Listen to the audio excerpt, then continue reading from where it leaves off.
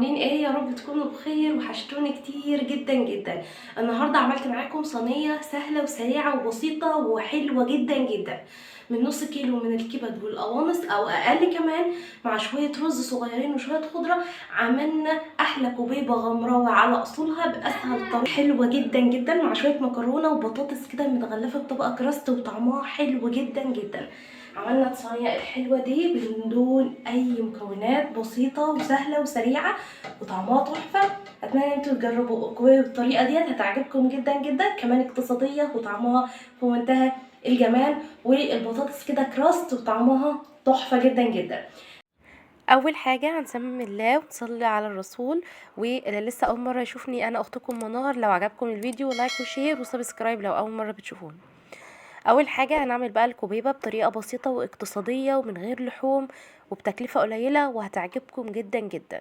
اول حاجه عندي كيلو الا ربع من الرز المغسول ومتصفي ومنقوع ربع ساعه، وبعد كده صفيته في مصفى من الميه تماما.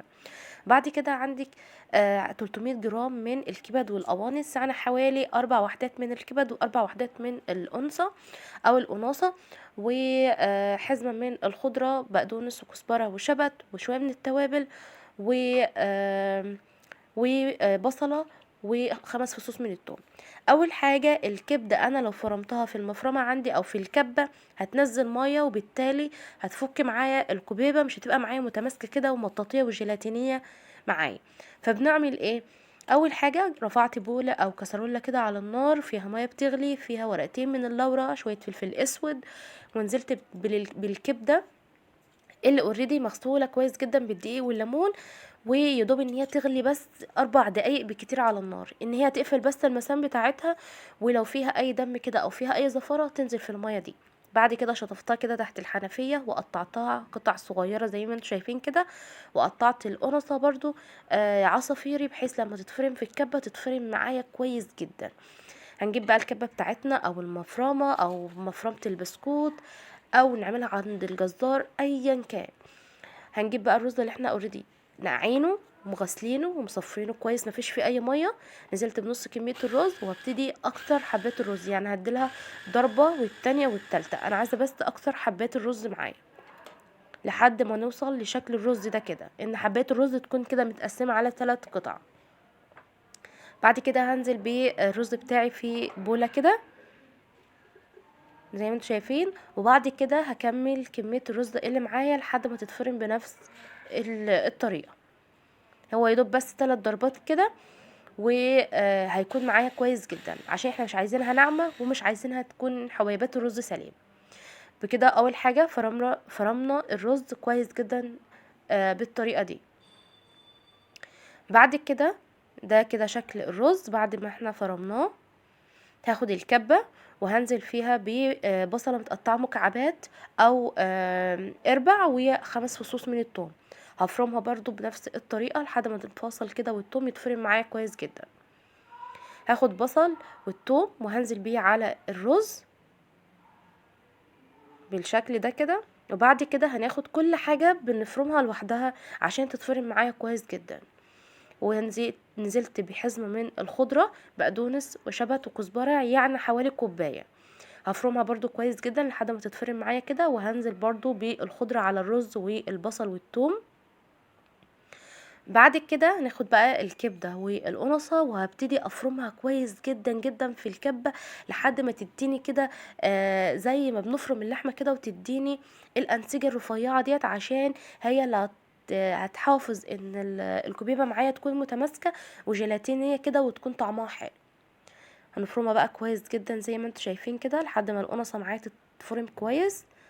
بصوا بقى قد ايه لما نخرجها من الكبة هتكون متماسكة وانسجتها كده متداخله مع بعضها كويس جدا زي ما انتم شايفين كده. هنزل بيها على الخضره والبصل والرز. عندي بقى توابل: معلقه صغيره من الكمون والكزبره، ومعلقه من الفلفل الاسود، وملح، ومكعب من المرقه او معلقه صغيره من المرقه الفوريه، بتديلها طعم حلو جدا جدا. بعد كده هخلطهم كده بس مع بعض كده، وضفت هنا ملح يدوب بس ان انا بجمع كل المكونات مع بعض. بعد كده هاخد الخليط ده واقسمه على 3 اجزاء، ان انا هاخد جزء في الاول كده وافرمه كويس جدا جدا لحد ما كل الخضره مع البصل والرز تكون لي كده عجينه من الكوبيبه بالشكل ده كده.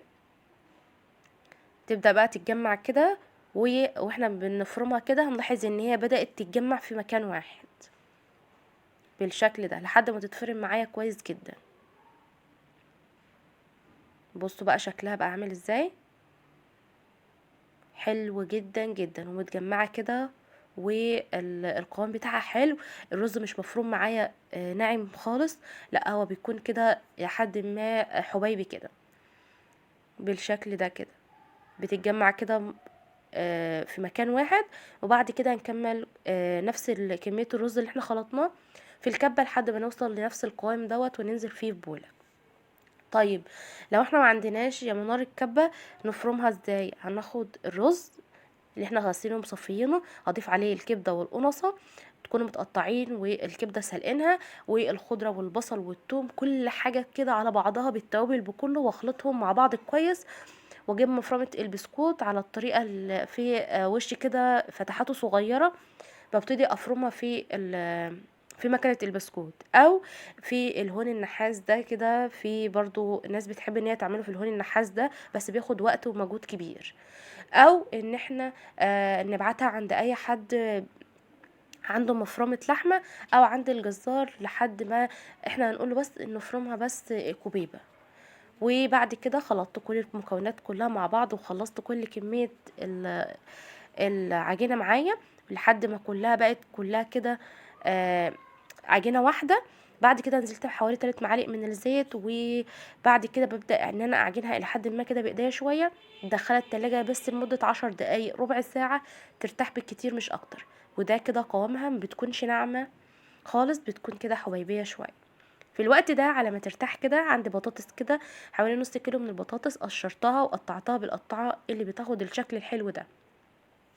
هنعمل البطاطس كده طبقة كريسبي وتكون حلوة وكمان مختلفة عن البطاطس المحمرة، بطاطس المسلوقة المحمرة، وبتكون كمان طعمها حلو وجذابة كده على الأكل. جبت البطاطس غسلتها، وبعد كده نقعتها في مية مغلية حوالي نص ساعة كده، وهنعمل لها تتبيلة حلوة وبسيطة ومكوناتها بسيطة جدا. هنجيب بولة هننزل فيها بمعلقتين كبار من النشا، وهنزل حوالي بكوباية كده من الدقيق، وبعد كده هننزل بتوابل توم بودرة، بصل بودرة، بابريكا، شطة، فلفل اسود، مرقة فورية، وكركم او كاري، وشوية من الملح، وكمان معلقة صغيرة من البيكنج باودر بتديلها كده هشاشة وبتكون معايا حلوة. نقدر عادي نضيف اي توابل موجودة عندنا في البيت هتكون حلوة جدا، واي توابل بنفضلها. وبعد كده نزلت حوالي بكوبايه الا ربع من الميه، وهبتدي اخلط الخليط ده كله كويس جدا مع بعض لحد ما نوصل لقوام اتقل من قوام خليط الكيك. يعني قوام خليط الكيك بيكون وسط كده، انا عايزاه اتقل شويه بحيث ان الكفر او الخلطه ديت تبقى متماسكه كده على البطاطسايه، وتكون كده شاربه من التتبيله وتكون حلوه معايا. تمام. بعد كده على ما البطاطس تاخد كده وقت في الميه المغليه، نرفع حله على النار، ننزل فيها بمعلقة كبيرة من السمنة، معلقتين من الزيت، وهنزل بمعلقة كبيرة من الثوم المفروم، وهشوح الثوم ده لحد ما يبدأ ان هو ياخد لون حلو، وكمان يطلع ريحة الثوم بتاعتي كده، يعني ياخد لون ذهبي كده عشان نعمل صلصة المكرونة وتكون معايا حلو. بعد كده عندي حوالي كوبايتين من الطماطم المتسبكة، يعني طماطم ضربتها في الخلاط بالقشر عادي، وسبتها تتسبك كويس جدا مع شويه من الملح وشويه من السكر، ونزلت بيها بعد ما التومه بتاعتي اخدت لون ذهبي كده ومعايا حلو. ضفت توابل ملح، فلفل اسود، شطه، و بابريكا عشان تعزز اللون كده، وبعد كده هتاخد بس وتدي كده مع بعضها شويه، وشويه من الكمون ضفتهم كده في الاخر، ورشه من السكر بتدي تيست حلو جدا للطماطم، وكمان بتمنع حموضه الطماطم وبتديها تسكيره وطعم حلو. بعد كده في الوقت ده كانت عندي حله بتغلي، نزلت فيها بمكرونه، اي نوع مكرونه بقى بتحبوه. انا عملت الكوبيبه مع المكرونه، بتكون حلوه جدا. هسيب بقى المكرونه بتاعتي تتسلق، ونرجع تاني للبطاطس اللي احنا اوريدي نقعناها في ميه مغليه، بحيث ان هي تدخل في التسويه وما تكونش كده لسه فيها عضه كده في البطاطس، تكون معايا كده مستويه، وتكمل الجزء التاني من التسويه في التحمير. هاخد البطاطس دي واصفيها كويس جدا، ويفضل ان احنا نصفيها وننشفها بمناديل مطبخ او بفوطة مطبخ، بحيث ان هي لما تنزل في الخلطة بتاعتي تبدأ تاخد الخلطة وتبدأ تكون متغلفة بيها. تمام. نزلت بالخلطة ديت في او البطاطس في بولة كده، واقلبها كويس جدا جدا مع بعض، وهركنها على جنب على ما نيجي وقت التحمير. بعد كده رفعت حلة على النار، صينية، اي حاجة انتوا بتفضلوا ان انتوا تعملوا فيها الكوبيبة. نزلت فيها بمية مغلية، معلقة صغيرة من السمنة، مكعب من المرقة، لازم كده نطعم المرقة اللي هنسلق فيها الكوبيبة بتاعتي، معلقة كبيرة من الصلصة، وشوية صغيرين من الملح، وبس كده. طعمها حلو جدا لوحدها الشوربة دي او المرقه دي. بعد كده هسيبها تغلي، وبعد كده لما تغلي مع بعضها كده شويه ههدي النار لنار متوسطه. وعندي الكوبيبه بعد ما خرجناها من التلاجة بتكون متماسكه، ما بتكونش مميميه كده وهتفك من ايدي ومش هعرف ان انا هلفها على ايدي ولا اي حاجه، لا متماسكه معايا. بدهن بس ايديا دهنه بسيطه من الزيت بس عشان ان انا اعرف انقلها بس للصينيه بتاعتي. بتكون بقى بالشكل ده، تعملوها كبيرة تعملوها صغيرة على حسب اللي بتحبوه. حرفيا الكوبيبة بالطريقة دي بتكون اقتصادية وطعمها حلو، و وكمان تغيير كده عن المكرونه اللي احنا بنعملها بالكبده او بالطماطم. فاحنا عملنا من الكبد والقوانص الحبه صغيرين دول، عملنا منهم كميه كبيره وبطريقه حلوه جدا. بصوا قد ايه ان انا بنزلها في المرقه عندي، بتكون متماسكة، ولا واحدة اتكسرت مني ولا اي حاجة خالص، لان العجينة مظبوطة جدا جدا جدا. اكتب لكم كل المكونات بالتفاصيل في صندوق الوصف، وعايزاكم تجربوها وهتعجبكم جدا جدا بالشكل ده كده. بعد كده بنخرجها كده في مصفى. طب احنا يا منار نعرف ازاي ان هي اتسلقت؟ انا مش عارفه، انا مش عايزه اكسرها ولا عايزه اقطعها، وعايزه اعرف ان هي اتسلقت منين. اول حاجه انا لما بنزل بالكوبيبه ديت بتنزل في ارضيه الصينيه بتاعتي. بصوا قد ايه متماسكه، بتنزل في الصينيه بالشكل ده. فلما تبدا ان هي تطفو على المرقه من فوق نعرف ان هي استوت، من غير ما نختبرها بشوكه ولا بسكينه ولا اي حاجه خالص. بصوا هي نزلت، فبتكون بقى شكلها بعد ما اتسلقت بالشكل الحلو ده، متماسكه، حبيبات الرز فيها طعمها حلو، الخلطه اصلا حلوه، والتوابل اللي احنا ضفناها حلوه، فهتعجبكم جدا جدا. نعمل لها برضو خلطه اقتصاديه، مش هنعملها من الاول اقتصاديه ونيجي على الخلطه نعملها مكلف، لا هنعملها اقتصاديه برضو. هنجيب بوله نزلت فيها حوالي بربع كوبايه من الميه، وثلاث معالق من الدقيق، رشه من الفلفل الاسود ورشه من الملح، اخلطهم كده مع بعض، اربهم كويس جدا جدا مع بعض لحد ما الدقيق ما يكونش فيه اي تكتلات تماما.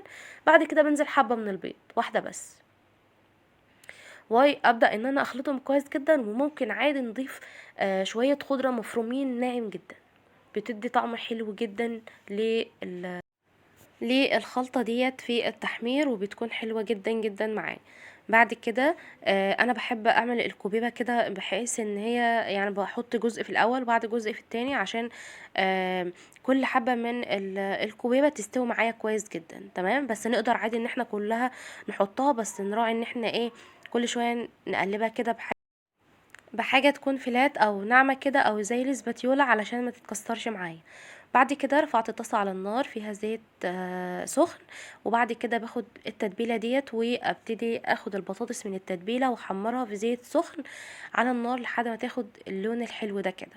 وبعد كده ناخدها ونصفيها ونحطها في مصفى على طول، عشان تفضل محتفظة بالقرمشة بتاعتها وان هي تكون معايا حلو. بصوا بقى قد ايه شكلها حلو، وكمان كده بتكون مغرية ومختلفة عن التقليدية اللي احنا على طول بنعملها محمرة. وبعد كده ناخدها بقى في مصفى كده عشان تصفي الزيت الزيادة، وبتكون بقى بالشكل الحلو ده كده. هنفضل بقى نكمل كل كمية البطاطس كده تحمير، ولحد ما تاخد اللون الحلو ده كده. وبعد كده نرجع تاني للطماطم اللي احنا سيبناها تتسبك والمكرونه اللي احنا سلقناها. يدوب اللي انا اقلبها كده كويس جدا مع بعض عشان تكون معايا سخنه في وقت ما انا بحمر، والاكل كده يكون كله سخن. تمام. بعد كده اخلطها كده كويس، وبعد كده اضيف لها شويه ملح وحبه صغيرين كده من الشطه، وبعد كده اقلبها كويس في الصلصه واسيبها كده تاخد وتدي شويه مع الصلصه. تمام. نرجع بقى للكوبيبه وناخدها كده في الخلطه، وفي نفس الزيت هنبدأ نحمر الكوبيبة بنفس الطريقة. الكوبيبة دي كلها من الكمية اللي احنا عملناها، غير الكمية اللي انا سلقتها ولسه هضيفها في الطبق، وغير الكمية اللي انا حبة صغيرين كده، قطعة من العجينة كده شلتها في الفريزر. هنعمل بها فيديو وهقول لكم هنعمل بها ايه. فبتطلع كمية كبيرة جدا، وفي نفس الوقت طعمها في منتهى الجمال. تمام. بس تقدروا عادي تشيلوها كده في الفريزر وهي مسلوقه، بس ما بين كل طبقه والتانية كيسه من البلاستيك، ووقت ما نحب ان احنا نطلعها اقول لكم تعملوا فيها ايه، سيبوها تفك شويه، وبعد كده هنجيب ميه سخنه وهنزلها بس يا دوب ان هي تاخد بس كده تشميعه من الميه السخنه، واصفيها في مصفى اكنها لسه فريش كده ولسه معموله. تمام. وبصوا قد ايه بقى متماسكه كده بعد ما هي اتسلقت، مطاطيه كده وجيلاتينيه وطعمها تحفه. تمام. وبعد كده هنكمل بقى كل كمية الكوبيبة تحمير، وفي نفس الوقت الطماطم عندي كده على النار كده بتاخد وتدي شوية كده في الصلصة عشان الاكل معايا يكون سخن. شوفوا بقى شكلها حلو، وكمان ريحتها في منتهى الجمال. جربوها هتعجبكم جدا جدا. بعد كده عندي هنا البطاطس، عندي هنا الصوص اللي خرج من تسوية الكوبيبة، بيكون كده حلو، نقدر نغمس بالكوبيبة كده وناكلها. وده كده برطمان من المخلل اللفت انا كنت عاملاه، فحلو جدا. لو عايزين الطريقة قولولي وان شاء الله نعمله تاني مع بعض. هنجيب بقى صينية العشاء الحلوة بتاعتنا دي، اللي احنا نقدر نتجمع عليها كده من غير بقى ما كل واحد كده ياخد الطبق بتاعه، فبتكون كده صينية اللمة كده وصينية التجمع. نزلت بقى بالمكرونة بتاعتي وفردتها كده في الصينية، وهناخد بقى الصوص بتاعنا وحبة من السلطة والمخلل بتاعنا، ونبدأ نرص كده على الصينية كلها. وبعد كده ناخد الكوبيبة ونبتدي برضو نوزعها كده على الصينية بنفس الطريقة. وبصوا بقى قد ايه شكل الصينية مغري كده وحلوة، وحاجة كده مشرفة وحلوة ولذيذة جدا. وده كده بقى كان الفيديو، عملنا الحاجات الحلوة دي كلها مع بعض. اتمنى انتوا تجربوا الكوبيبة الغمراوي بالطريقة ديت، هتعجبكم جدا جدا. وان شاء الله اشوفكم في فيديو جديد وفكرة جديدة. كنت معاكم منار محمود. بصوا بقى قد ايه الصينية كده شكلها اصلا جميل. وعندي هنا الكوبيبة، ناخدها بقى في الصوص كده. اشوفكم في فيديو جديد، مع السلامة.